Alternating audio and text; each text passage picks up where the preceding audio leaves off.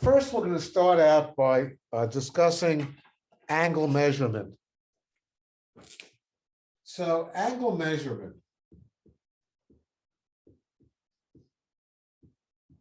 And you all know that if you're measuring an angle, there's one way that you're very used to using, and that is the concept of degrees. But there's another way of measuring an angle, and that's something called radian measure.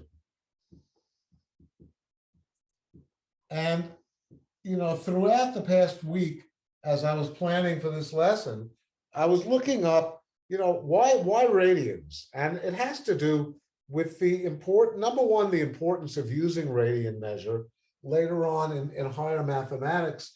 But another reason has to do with, degrees are very unusual, 30 degrees and 40-degree angles and so on. But radians, as you will see in a few minutes, are more down to earth in many ways. Let's begin talking about it.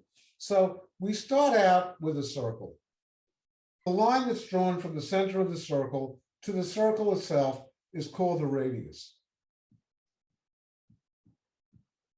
And that line is represented by the letter R. Now, so angles are formed in the circle by starting out. Let me see if I can give you a schematic look of what this looks like. Angles are always formed this way. See, they go around like that. And all the way around to 180 degrees, and then they keep going all the way to 360 degrees. So 360 degrees is a full rotation. But if we took the length of this radius and laid it out on the circle, so the length of this arc, this is called an arc, which is a part of a circle. If the arc is equal to the length of the radius, and then you complete the angle by drawing another radius, then this angle is equal to 1 radian. This is what a radian is. The radian is a part of the circle that I've just drawn, which is equal to the length of 1 radius. And in general, the length of any arc on the circle is, the formula that's used is S equals pi times R. But I would like to know how we express the entire circle. So the entire circle, instead of calling it S, we're going to call it C, because that's called C. C represents the circumference of the circle. The circumference, I should write these terms here because they're kind of important. Circumference is the entire outside of the circle, starting here and going all the way around to the beginning. The radius is the line drawn from the center of the circle to any point on the circle. And of course, the diameter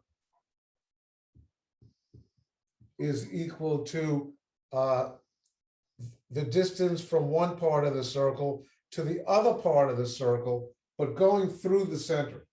So if you just drew a line like that, that's not called the diameter. That's actually, the name of that is a chord.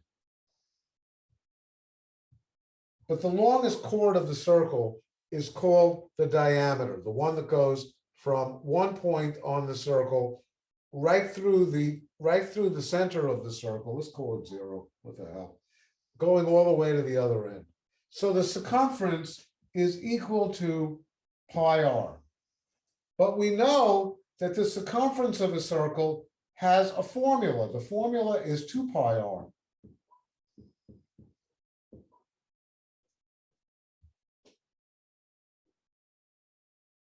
Two pi r represents, if you knew the length of the radius, you could substitute it into this formula and figure out what the circumference of the circle is. Now you'll see that, so let's solve this. So we have the radius can drop out, we could divide by the radius, that drops out, and you get that, and let's switch it around. The angle is equal to 2 pi, but the angle is 360 degrees. The total angle starting here and going all the way around is 360 degrees, and that's equal to 2 pi. And then if we divide by 2, we get the fact that pi is equal to 180 degrees. And this is a very important conversion. This is the conversion factor that we will use to change from radians to degrees and degrees to radians. For example,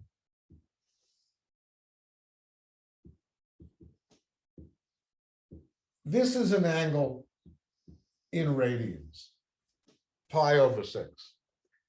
And one of the things we'd like to do is figure out, so this is given in radians. And one of the things we would like to do is figure out that if an angle is given in radians, what is that in degrees? Because we're more familiar with the degree concept than we are with the radian concept. If I said to you, how big is this angle? You wouldn't know because you don't know the conversion factor, but now you do know the conversion factor. So all you would do is take the 180 and divide it by 6, and that's equal to 30 degrees. So an angle which is equal to pi over 6 radians is really equal to 30 degrees. And what you do is you take away the pi and you replace it with the equivalent number of degrees. And we can do any angle we want. Here is an angle in radian measure. How do you change it to degrees? You take away the pi and substitute 180. That's always the first step. The second step is a very important step. You don't want to multiply 7 times 180 and then divide by 6. What you really want to do is divide 6 into 180 and then multiply it by 7, which is 1,000,000 times easier. Much easier to do the problem that way than to multiply 7 times 6. So your question might be, well, will it always happen that this denominator divides into 180? And the answer is yes, it always will. You will never get a problem where this number does not divide into 180. Okay, so that's the way you simplify that fraction that you've created. So that's 210 degrees, which we'll talk about in a little while. You may say, 210, how could you have an angle of 210? We'll talk about that a little more further on in the lesson for today. Let's just talk about angle measurement without getting into what they actually look like. So here's one for you to try. Let's take 5 pi over 3. That's an angle that's indicated in radian measure, and we'd like to change it into degree measure. And I'd like you to take the next few minutes and do that problem, because all you're doing is taking away the pi and putting the 180. And then, as I told you, the denominator will always divide into the numerator. So 3 into 180 goes 60. And then 5 times 60 is 300 degrees. Okay, so that's how you change from radians to angles. And now the question you might be asking yourself is, okay, this is how you go from radians to degrees, but how do you go from degrees to radians?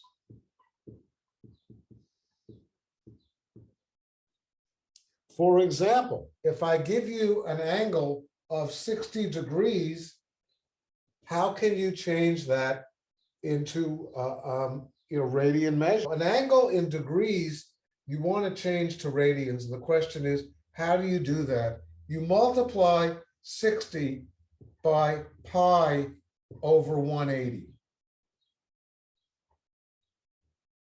This is the symbol for degrees. You don't even need that when you're doing these, But this is what you use. To go from degrees to radians, you multiply by pi over 180. That's the conversion factor that we discussed here. Obviously, this is very, very important.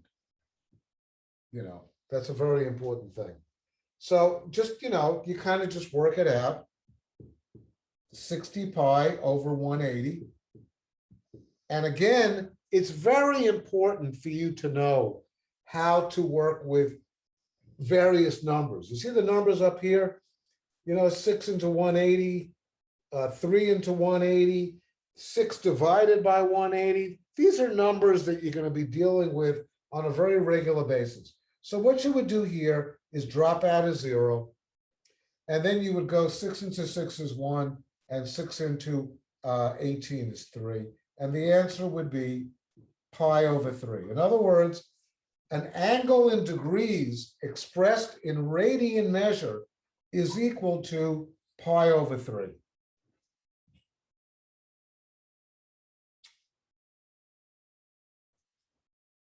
This is part C. Here's another one I'd like you to try. Let's take an angle of 150 degrees. And the instructions are change to radian. Again, what you use is the conversion factor of pi over 180 degrees. And if you want to, you could just kind of extend the division line and work it out, or you could rewrite it so that they're closer. It doesn't matter, but the zeros drop out. And then, of course, I told you that you will always be able to simplify the fraction.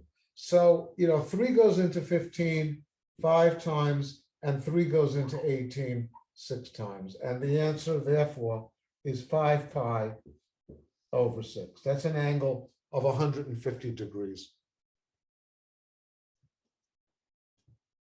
And, the question you might ask now is, well, just how important is this that we be able to know angles in radians? And I must say, very important. And you'll see why as time goes on. But it's important for you to know certain things. And as we move on through the unit, you will understand exactly why I say that. Okay, so what I'd like to do now is stop this recording, because this is all there is when it comes to trigonometry. 6.1. That's all there is in 6.1. Being able to go from radians to degrees and degrees to radians, and that's it.